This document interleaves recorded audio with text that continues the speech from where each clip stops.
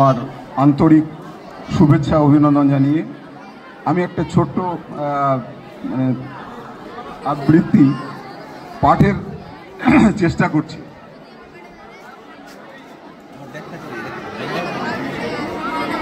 আবহ দিতে আমাকে সাহায্য করেছেন মোহাম্মদ আনোয়ারুল হক। শুরু করছি। বীরেন্দ্র চট্টোপাধ্যায়ের জন্মভূমি আজ, সুনীল গঙ্গোপাধ্যায়ের স্মৃতির শহর, সুকান্ত ভট্টাচার্যের বোধন এবং সবশেষে সলিল চৌধুরীর শপথ কবিতার কিছু কিছু অংশ নিয়ে একটা কবিতা কোলাজ, মানুষ মিছিল।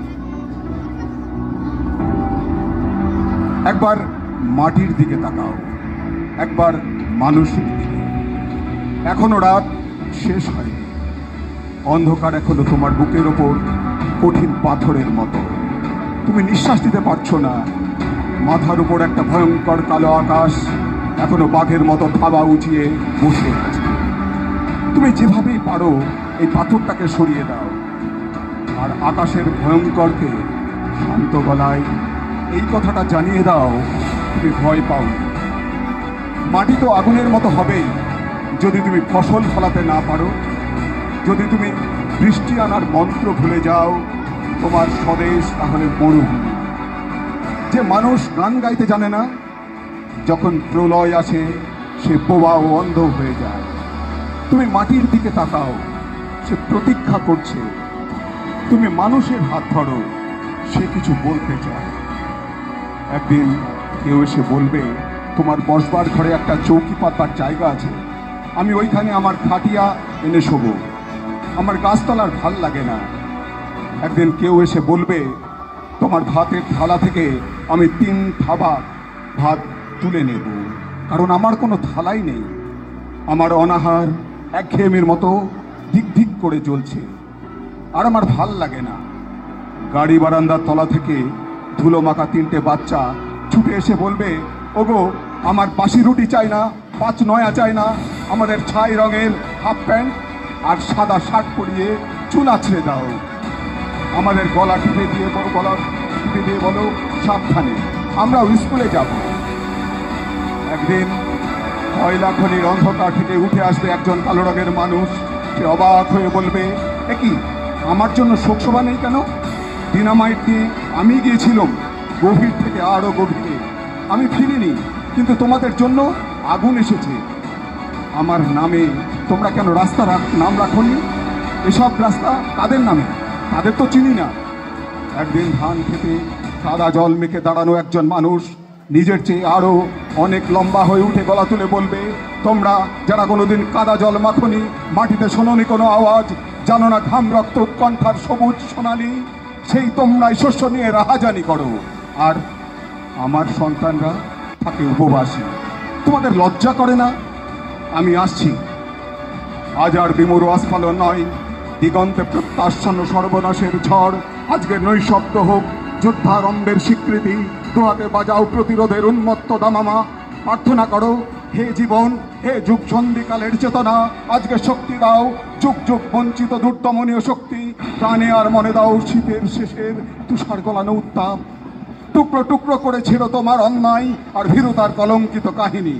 শোষক আর শাসকের নিষ্ঠুর একতার বিরুদ্ধে একত্রিত হোক আমাদের সংহতি।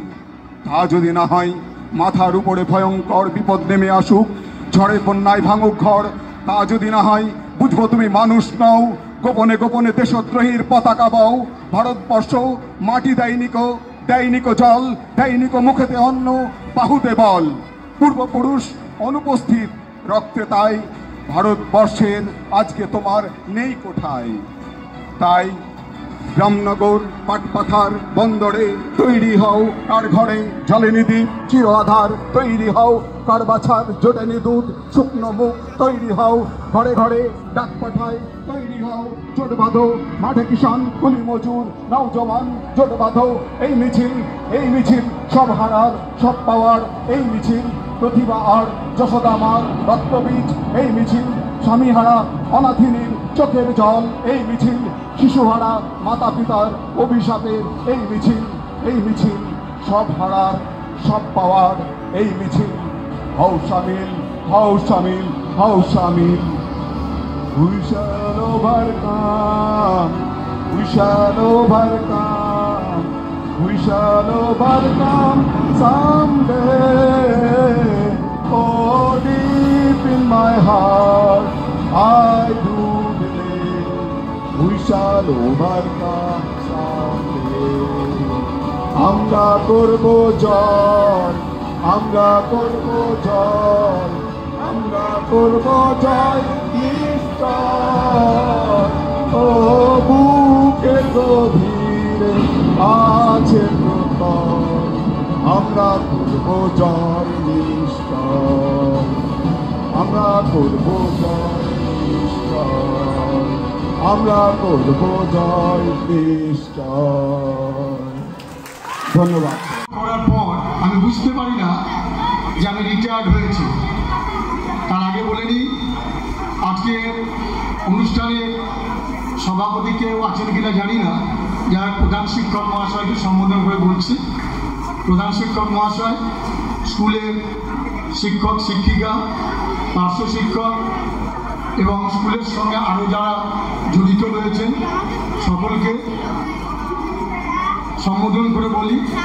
মঞ্চে উপস্থিত অতিথিবৃন্দ, সামনে স্নেহের ছাত্রছাত্রীরা রয়েছে, সকলের কাছ থেকে অনুমতি নিয়ে আজকে আমি দু চারটি কথা বলছি। বলা অত্যন্ত কঠিন ব্যাপার।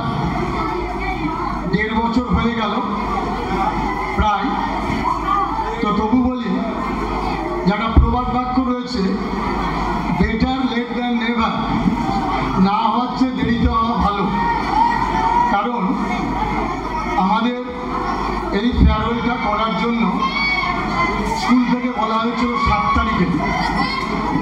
আমরা রাজি হইনি, আমি এবং আমার বন্ধু, কারণ তখনও আমরা সমস্ত কিছু স্কুলের তরফ থেকে বুঝে পাইনি, যার ফলে স্কুলকে কোনোরকমভাবেই আমি এবং আমার বন্ধু অন্তত দোষারোপ করিনি বা করবও না। স্কুলের তরফ থেকে কোনো চেষ্টা ত্রুটি ছিল না এই অনুষ্ঠানটা আগে করার জন্য আমার এবং আমার বন্ধুকে কেন্দ্র করে গোড়াবাবুকে। তো যাই হোক, আজকের একটা সুন্দর অনুষ্ঠান, যেটা বললাম যে বেটার লেট দ্যান নেভার, মানে এরকম একটা পরিবেশ হয়তো সেই সময় পেতাম কিনা সন্দেহ। বিশেষ করে আমরা 6 জন মিলে এখানে উপস্থিত হয়েছি যারা রিটায়ার্ড হয়েছে। এর আগেও আমরা গণ ফেয়ারওয়েল দেখেছি, মানে আমরা দিয়েছি, সেখানে ছিলেন 5 জন, এখানে কিন্তু 6 জন। এটা একটা বিশেষ আনন্দের ব্যাপার। সেই 5 জনের মধ্যে একজন এখনো বেঁচে আছেন, শ্রী মুরলীধর দাস মহাশয়। আমি আসছি একটু আগের ইতিহাসে, কারণ 36 বছরের ইতিহাস আমি চাকরি করেছি এখানে, কাজেই 36 বছরের ইতিহাস এইটুকু সময়ের মধ্যে বলা সম্ভব নয়। অল্প করে আমি স্পর্শ করছি। আমি এখানে জয়েন করেছি বলা হলো একটু আগে, যে 1988 সালে 1 ফেব্রুয়ারি, অর্থাৎ তখন আমি ঘোড়ার গাড়ি করে এসেছি এখানে। এসব যান চলাচল কিছু ছিল না। আমি ইন্টারভিউ দিয়েছি 87 সালে, ঘোড়ার গাড়ি করে এসেছি। আমার সঙ্গে ছিলেন গোকুলবাবু, উনি নেই, মারা গেছেন। এইরকম একটা পরিবেশে আমি স্কুলে আসি।